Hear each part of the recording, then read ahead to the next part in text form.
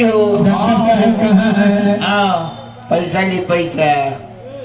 चला दे पुरस्कार बाबू अखिलेश कुमार की तरफ से माटी के शरीर माटी में मिल जाई। पैसा ली पैसा। दूसरे 1 रुपया आशीर्वाद पुरस्कार पद प्रतिष्ठा आलोक कुमार बाबू आलोक कुमार जी की तरफ से भी 51 रुपया पुरस्कार आई। माता पिता के जे आत्मा हम परमात्मा मिलन हो जाबा।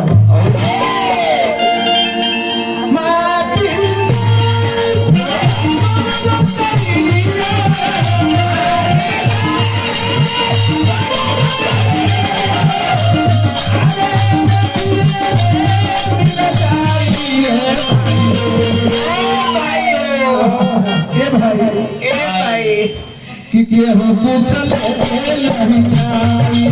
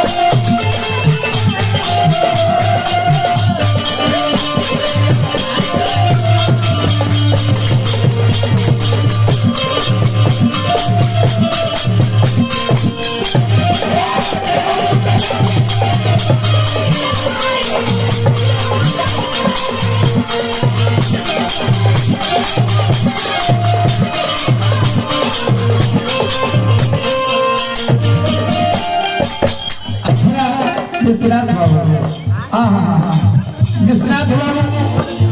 माता पिता के बड़े पुत्र विश्वनाथ बाबू की तरफ से 101 रुपया पुरस्कार 1 लाख के सामान 100 रुपया भाई पैसा ले ली पैसा। माता पिता जितना सब कुछ छोड़ के हम दौलत मोहल्लादारी दुनियादारी खेत पथारी कोई चीज कमी बा कोनो चीज के कमी नहीं है।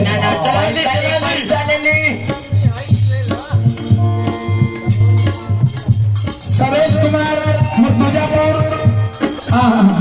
201 रुपये पुरस्कार 2 लाख के सामान सारा परिवार एकत्रित होकर माता पिता के अंतिम दिन काल सम्मेलन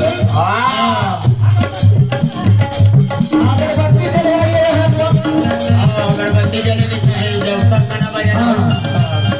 जब तक अगरबत्ती जलत रही तब तक गाना बजाना होत रही जब तक गाना बजाना होत रही देख रही तब तक पैसा देत रही।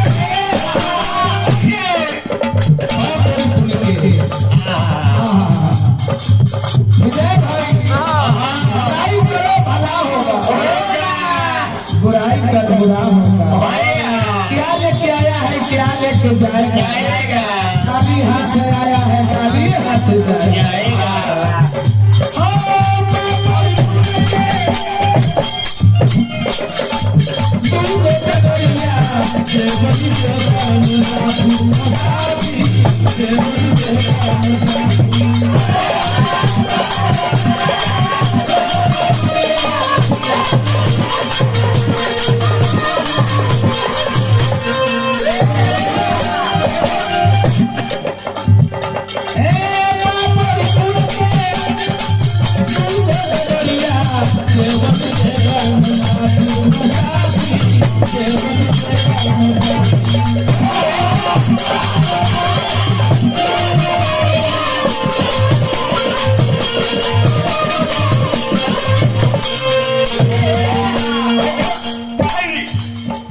विजय भाई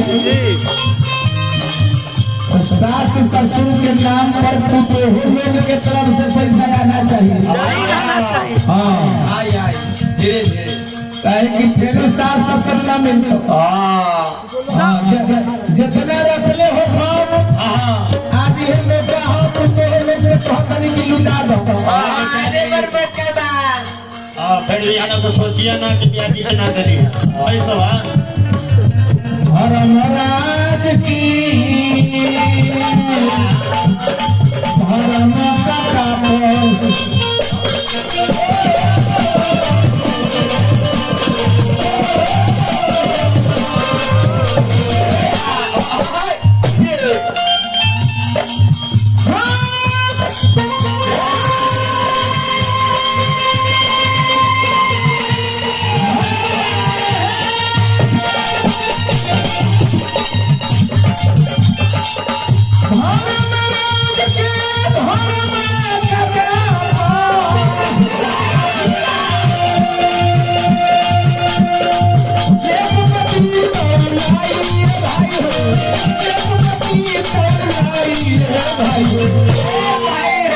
भाई हो विजय भाई हाँ जब कुछ